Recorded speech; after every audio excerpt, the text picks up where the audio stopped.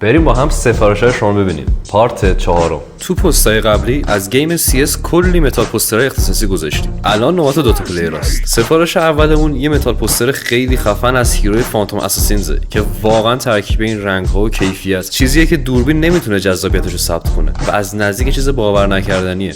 اصلا خودتون ببینید. این مشتری خفنمون هم دو تا تر از هیروهای کیاس نایت و ویچ داکتر برامون فرستادن که ما هر دو رو رایگان براشون افزایش کیفیت دادیم و اصلاح رنگ کردیم که همچین متال پوسترهای خیره کننده‌ای بشه خروجی کار. برای دو تا پلیرها که کلی سورپرایز باحال داریم. پیشنهاد میکنم همین الان پیج لو متال رو فالو کنید اگه میخواین یه اتاق گیمینگ خفن بسازید. خب دیگه دوتا و گیم کافیه. بریم سراغ این متال پوستر پانوراما از کاراکتر زورو که واقعا انقدر طرح جذاب از این انیمه و این کاراکتر داریم که انتخاب کردن یکی از بینشون واقعا سخته. از اونجایی که ما خودمون تولید کننده متال پوستر هستیم، هر طرحی بخواین داریم، هر طرحی هم بگین میزنیم، اونم با بهترین کیفیت و مناسب ترین قیمت. تازه‌شم با همچین بسته‌بندی شیک و محکمی که خوراک کاد دادن و کادو گرفتنه. به همه جای ایران هم ارسال میکنه.